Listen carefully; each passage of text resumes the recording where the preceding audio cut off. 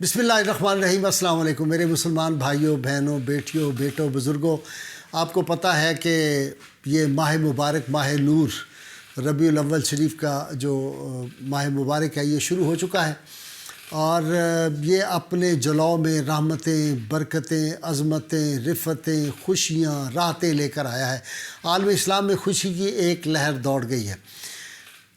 سید عالمین صلی اللہ علیہ وسلم کے تذکار پاک جتنی بھی پہلی آسمانی کتابیں یا غیر آسمانی کتابیں مذہبی تھی، سب میں آپ صلی اللہ علیہ وسلم کی آمد کے چرچے ہیں، تذکرے ہیں۔ آپ کے اعلان نبوت سے پہلے، آپ کے اس دنیا میں تشریف لانے سے پہلے بھی ان کتابوں میں آپ کی ساری صفات بیان ہوئی ہیں، بہت اس کی تفصیل ہے۔ لیکن آج جو میں ایمان افروز واقعہ آپ کو سنانے لگا ہوں یہ ہے کہ سیدنا صدیق اکبر رضی اللہ تعالیٰ عنہ کیسے سب سے پہلے مردوں میں جو تھے وہ اسلام لائے۔ سیدنا صدیق اکبر رضی اللہ تعالیٰ عنہ، آپ کو پتہ ہے کہ مکہ کے بہت بڑے تاجروں میں آپ کا شمار ہوتا تھا، بہت بڑے تاجر تھے۔ آپ یمن میں گئے ہوئے تھے تجارت کی غرض سے۔ وہاں آپ کو پتہ چلا کہ یہاں ایک بزرگ ہے پہلی کتابوں کا، آسمانی کتابوں کا بہت بڑا عالم ہے، اور اس کی عمر کوئی 390 سال ہے۔ شیخ ازد یمنی ان کا نام ہے۔ تو سیدنا صدیق اکبر نے ان کی بڑی لوگوں سے تعریف سنی، تو آپ ان کی زیارت کے لیے چلے گئے۔ جب وہاں گئے تو آپ نے دیکھا وہ اتنے بزرگ ہیں، اتنے نحیف اور ضعیف ہیں کہ ان کی یہ جو بھویں تھیں یہ ان کے چہرے تک آئی ہوئی تھی۔ تو سیدنا صدیق اکبر جب ان کے خدمت میں گئے، جا کے آپ نے زور سے ان کو، چونکہ سننے میں بھی ان کو دقت تھی، کم سنتے تھے کانوں سے، تو آپ نے ان کو سلام کیا۔ انہوں نے سلام کا جواب دے کر پوچھا کہ تم کون ہو؟ سیدنا صدیق اکبر نے بتایا کہ میں ایک تاجر ہوں اور مکہ مکرمہ سے آیا ہوں۔ انہوں نے پوچھا تمہارا نام کیا ہے؟ سیدنا صدیق اکبر نے فرمایا میرا نام عبداللہ ہے۔ انہوں نے پوچھا کہ آپ کے باپ کا نام کیا ہے؟ سیدنا صدیق اکبر نے فرمایا میرے والد کا نام ابو قحافہ عثمان بن عامر ہے۔ انہوں نے اپنی آنکھوں سے جو تھی وہ اپنی پلکیں اٹھائیں اپنے ہاتھوں سے، اور بہت غور سے سیدنا صدیق اکبر کی طرف دیکھ کے تو وہ بزرگ کہنے لگے کہ تم ابو بکر نہیں ہو جس کا تعلق جو ہے وہ بنو تمیم کے قبیلہ سے ہے؟ سیدنا صدیق اکبر فرماتے ہیں کہ میں نے کہا بالکل اسی طرح ہے۔ اس نے کہا کہ اگر تم برا نہ مناؤ اور عیب نہ محسوس کرو تو ذرا اپنے پیٹ سے قمیض اٹھاؤ، میں اس کے اوپر ایک سیاہ تل دیکھنا چاہتا ہوں، وہ مجھے دکھا دو۔ سیدنا صدیق اکبر کہتے ہیں کہ میں نے اس کے مطابق اپنی قمیض جو تھی، کرتا مبارک، اس کو اٹھایا اور نیچے دیکھا تو واقعی وہ تل تھا وہاں پہ۔ اس نے اس تل کو دیکھا اور فرط محبت سے اس کی آنکھوں سے آنسو جاری ہو گئے، اور اس نے کہا الحمدللہ۔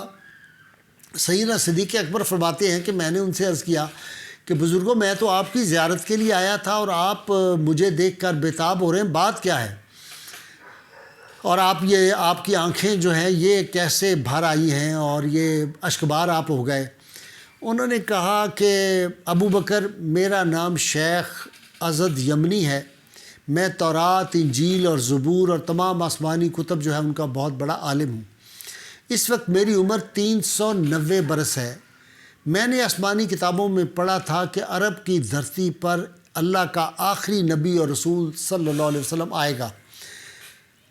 شیخ ازد یمنی فرماتے ہیں کہ میں نے آسمانی کتابوں میں اس نبی کے متعلق بہت کچھ پڑھا ہے، جیسا کہ اس کا نام میں تمہیں بتاتا ہوں۔ اس کا نام محمد ہے، ان کے باپ کا نام عبداللہ ہوگا، اور ان کی ماں کا نام آمنہ ہوگا، ان کے دادا کا نام عبد المطلب ہوگا، ان کا قبیلہ قریش اور خاندان بنو ہاشم ہوگا، ان کا مولد یعنی پیدائش کی جو جگہ ہے ولادت کی وہ مکہ مکرمہ ہوگا، اور ان کا مدفن جس شہر میں ہوگا اس کا نام مدینہ منورہ ہوگا۔ شیخ ازد یمنی نے پھر کہا کہ ابو بکر ان آسمانی کتابوں میں یہ بھی لکھا ہے کہ جو سب سے پہلے شخص جوانوں میں، مردوں میں اس پہ ایمان لائے گا اس کا نام عبداللہ ہوگا، اور اس کے باپ کا نام ابو قحافہ عثمان بن عامر ہوگا، اس کی ماں کا نام ام الخیر بن سخر ہوگا، اور اس کی کنیت ابو بکر ہوگی۔ سیدنا صدیق اکبر کہتے ہیں کہ انہوں نے مزید کہا کہ اس کا لقب جو ہے وہ صدیق اور عتیق ہوگا، اور یہ شخص اس آخری نبی کے اعلان نبوت سے پہلے یمن کی طرف تجارت کی غرض سے آئے گا۔ پھر شیخ ازد یمنی نے کہا اے ابو بکر تم گواہ ہو جاؤ کہ میں شیخ عضد یمنی اس نبی آخر الزمان محمد مصطفیٰ صلی اللہ علیہ وسلم پر ایمان لا چکا ہوں۔ اس محبوب نبی صلی اللہ علیہ وسلم کی خدمت میں جب تم مکہ جاؤ میری طرف سے سلام عرض کرنا اور کہہ دینا کہ شیخ عضد یمنی آپ کے یار ابوبکر صدیق کو دیکھ کر اور آپ کی نبوت پر یقین کر چکا ہے۔ پھر شیخ عضد یمنی نے چند عربی اشعار پڑھے۔ وہ اشعار کا ترجمے سے پہلے میں آپ کو بتا دوں کہ قرآن حکیم میں آیا نا ذالک مثلہم فی التوراۃ و مثلہم فی الانجیل، کہ آپ صلی اللہ علیہ وسلم کے جو صحابہ ہیں ان کی مثالیں تم تورات اور انجیل میں بھی دیکھو گے۔ حضور صلی اللہ علیہ وسلم کے صحابہ کی جو نشانیاں جو خصوصیات ہیں وہ قرآن حکیم نے بیان کی اور بتایا کہ یہ تورات اور انجیل میں بھی یہ نشانیاں موجود ہیں۔ انہی کی طرف اس وقت شیخ عضد یمنی جو تھے رضی اللہ تعالیٰ نے وہ اشارہ فرما رہے تھے۔ جو عربی اشعار انہوں نے سیدنا صدیق اکبر کو سنائے پڑھ کر وہ تھے: اے ابو بکر میں تجھے نصیحت و وصیت کرتا ہوں کہ اس محبوب نبی صلی اللہ علیہ وسلم کے لیے ہر قسم کی قربانی دینا، ان پر ایمان لانا، اور اے ابو بکر خدا تمہارے حال پر رحم کرے۔ اس وقت کیا حال ہوگا جس وقت تجھے اور محبوب نبی کو آپ کے وطن اہل مکہ سے لوگ نکال دیں گے اور تو اس نبی کو لے کر کئی ہزار فٹ بلند پہاڑی پر جائے گا۔ سیدنا صدیق اکبر فرماتے ہیں کہ اس شیخ کی گفتگو سے مجھے یقین ہو چکا تھا کہ میں محبوب کبریا صلی اللہ علیہ وسلم کی ہجرت کا یقیناً ساتھی بنوں گا۔ سیدنا صدیق اکبر فرماتے ہیں کہ جب میں مکہ واپس آیا تو آپ صلی اللہ علیہ وسلم کی نبوت کے چرچے شروع ہو چکے تھے۔ آپ نے اظہار نبوت کر دیا تھا، اہل مکہ آپ کے مخالف ہو چکے تھے، انہوں نے ایک سر پہ سارے مکہ کو اٹھایا ہوا تھا، ایک شور و غوغا تھا۔ میں سب سے پہلے حضور صلی اللہ علیہ وسلم کی خدمت اقدس میں حاضر ہوا، میں نے کلمہ پڑھا اور آپ صلی اللہ علیہ وسلم کی نبوت پاک کی میں نے تصدیق کی۔ پھر میں نے پوچھا یا رسول اللہ صلی اللہ علیہ وسلم مجھے تو بالکل یقین اور سارا اعتماد اور ایمان کامل ہے، لیکن اگر کوئی مجھ سے نبوت کی دلیل طلب کرے دوسرے لوگ پڑھیں تو میں کیا ان کو جواب دوں؟ تو آپ صلی اللہ علیہ وسلم نے ارشاد فرمایا ابو بکر وہ یمن کے 390 سالہ بوڑھے شیخ عضد یمنی سے جو تمہاری ملاقات ہوئی تھی اور میرے نام جو اس نے سلام اور میری نبوت کی دلیل جو تمہیں دی تھی وہی تم لوگوں کو بتا دینا۔